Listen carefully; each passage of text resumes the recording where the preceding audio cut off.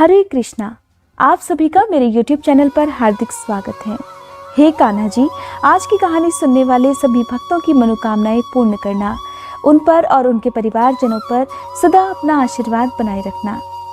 भगवान कृष्ण कहते हैं कि तुम मेरी भक्ति करो, बदले में ये मत देखो कि मैं तुम्हें कितना और कब दूंगा।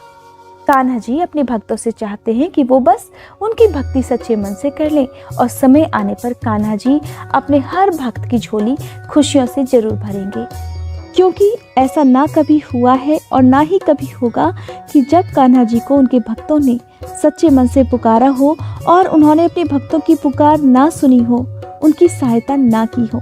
इसलिए हर भक्त को विश्वास रखना चाहिए, धैर्य रखना चाहिए कि कान्हा जी सही समय आने पर सभी दुख दूर जरूर करेंगे। कहते हैं कि किस्मत में लिखा हुआ जो कुछ भी है वो आपको सही समय पर ही मिलता है।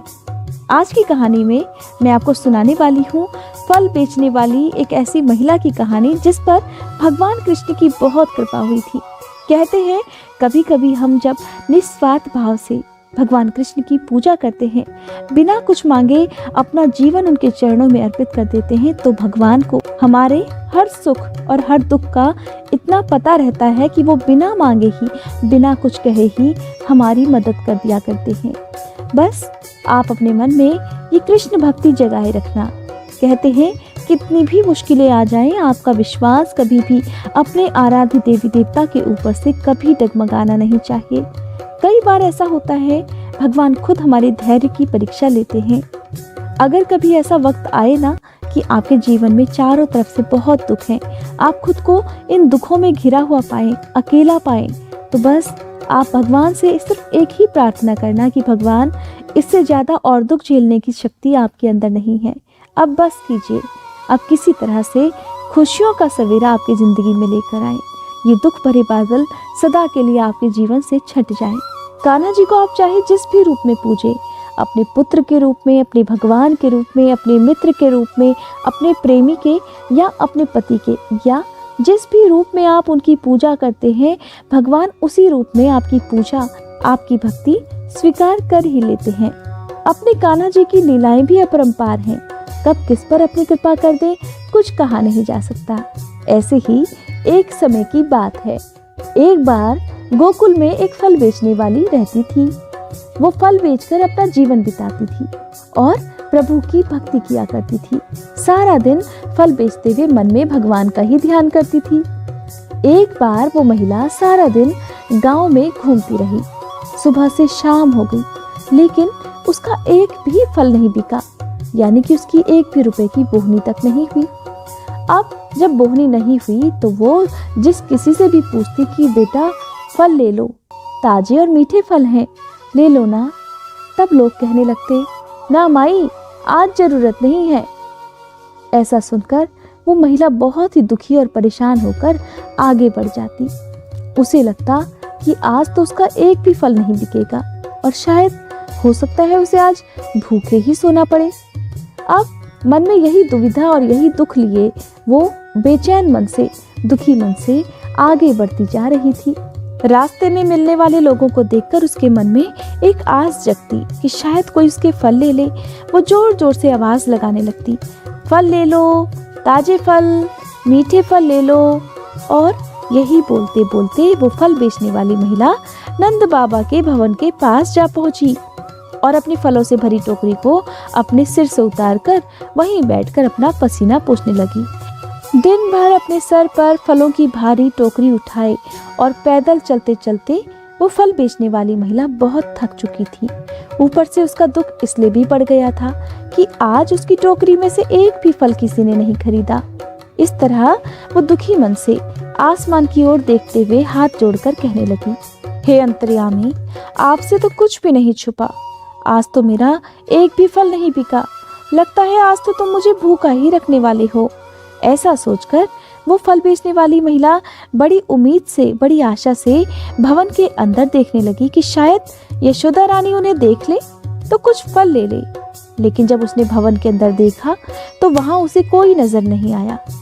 जब उसे कोई नजर नहीं आया तो फल बेचने वाली महिला ने कृष्ण को पुकारना ही शुरू कर दिया, लल्ला, अरे ओ लल्ला, कहाँ हो, जरा फल तो ले लो। काफी देर तक ऐसा पुकारने के बाद आखिरकार कान्हा जी भवन के बाहर आ गए।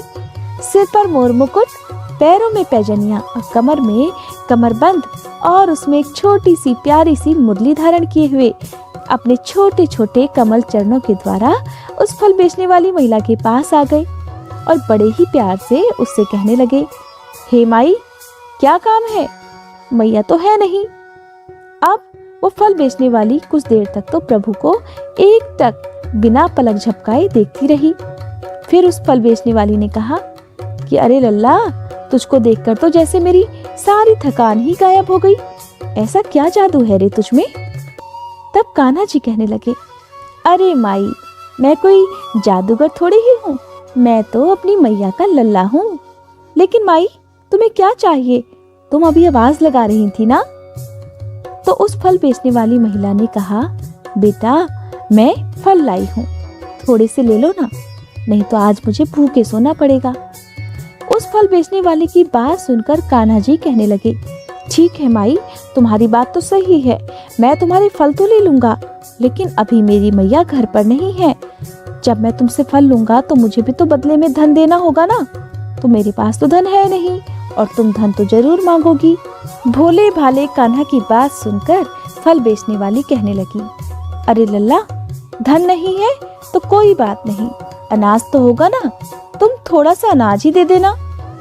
ये बात सुनकर कान्हा जी तुरंत अपने भवन के अंदर दौड़ गए, अपनी छोटी छोटी अंजुरी में अनाज भरकर चल दिए। अब कन्हैया जी जब छोटे हैं तो उनके हाथ तो जाहिर सी बात है छोटे ही होंगे। अब रास्ते में अनाज गिरता जा रहा था जो कि उनके छोटे छोटे हाथों में था। उन्होंने कस के मुट्ठी बंद कर रखी थी और जब कन्हैया जी उस फल बेचने वाली महिला के पास पहुंचे तो उनके हाथों में बचे अनाज के सिर्फ कुछ दाने। उसे देखकर फल बेचने वाली महिला कहने लगी, लल्ला, कितना अनाज लाए हो? तो कान्हा जी कहने लगे, अरे माई, वो मेरे हाथ बहुत छोटे छोटे हैं ना, तो सारा अनाज तो रास्ते में ही गिर गया। बस देखो, ये थोड़ा सा ही अनाज बचा है, क्या इतने में मुझे फल दे दोगी? फल बेचने वाली ने कान्हा की तरफ देखा तो मुस्कुराते हुए कहने लगी, कोई बात नहीं लल्ला, ये बहुत सारे हैं।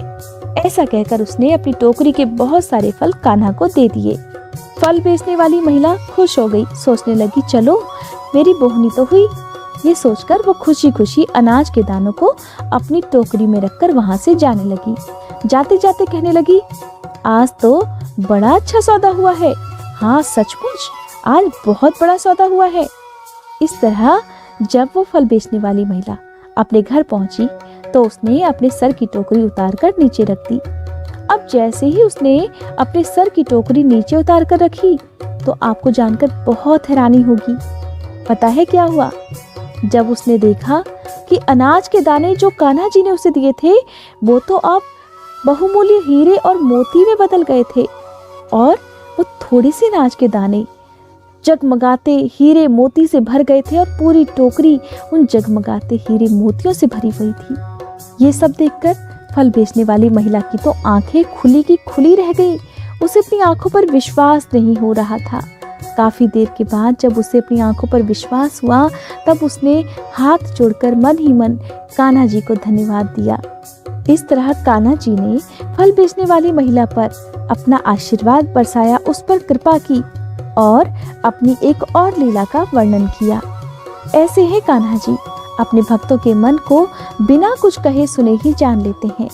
उनके भक्त चाहे उनसे कुछ भी ना मांगे लेकिन वो अपने भक्तों की जरूरतों का पूरा ध्यान रखते हैं। आपको आज की ये कहानी कैसी लगी कमेंट बॉक्स में जरूर बताइएगा।